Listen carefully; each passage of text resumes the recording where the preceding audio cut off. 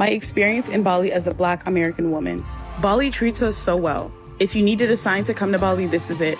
Out of all the places I've been to, Bali has the nicest people. And for those of you that didn't know, Bali actually has like a nice percentage of Black people living there. And there's this whole like WhatsApp group chat called Black in Bali. And they have meetups and events. And if I'm not mistaken, they're doing something for Juneteenth in Bali. But I've never had a bad experience in Bali. Never faced any discrimination or any racism. Everywhere I've been welcomed with open arms. I strongly believe that everyone should visit Bali at least one time in their life.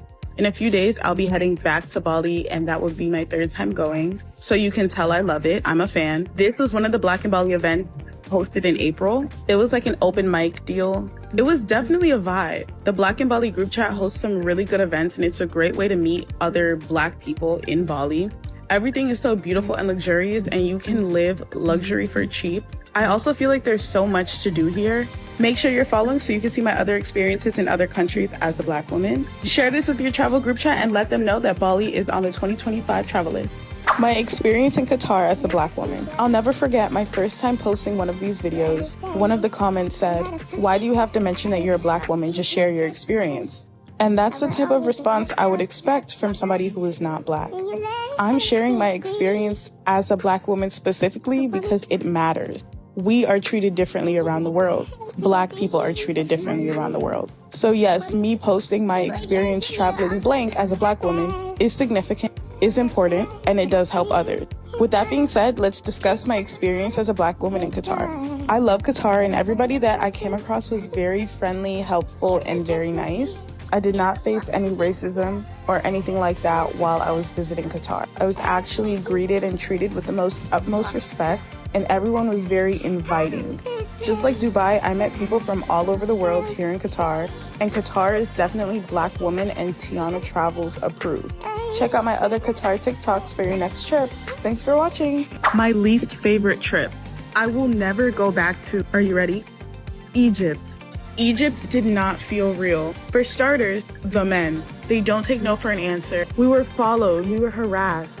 And yes, of course, that can happen anyway, but here it was different. I did not feel safe.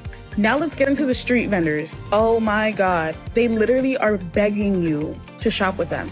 No, like actually begging. Like they will follow you and not take no for an answer. But also, the street vendors do this thing where they say they'll give you a quote, quote, gift. Do not take it. It's not free.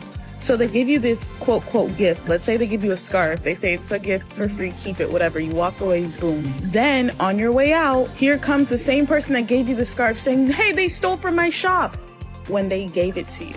So don't take any gifts. That's insane. You see this clip here? Egypt has a heavy military presence. There's soldiers like that with rifles literally just standing on the street. But let's talk about the heat. I'm from Florida. Heat is really nothing to me. But when it's over 100 degrees and there's not a single tree in sight, you just get the sun beaming down on you. Also, Egypt was really boring. I'ma say it.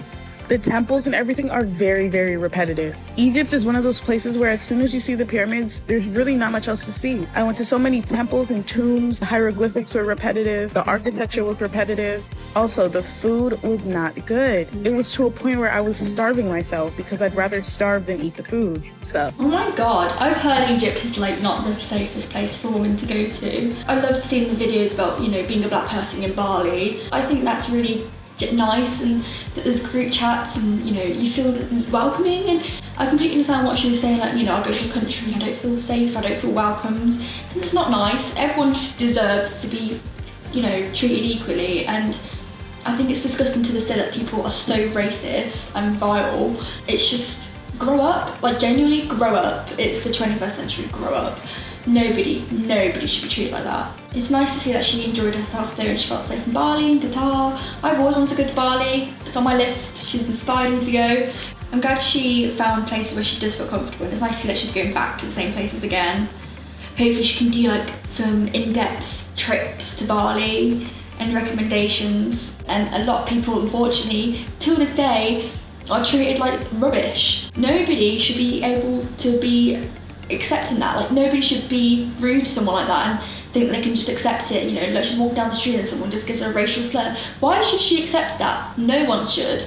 So I think saying that to someone's just so ignorant. It's just, you need to understand that some people are treated very differently in different countries. I love her, and I think, you know, she gives some very good in-depth information, stuff that I would never known, because again, I'm not a part of her feelings of that ethnic group. And I think, yeah, I'll keep in mind about keep in mind about Bali, keep in mind about Qatar, but Egypt, she has warned me, and she's not the first woman to tell me about feeling unsafe there.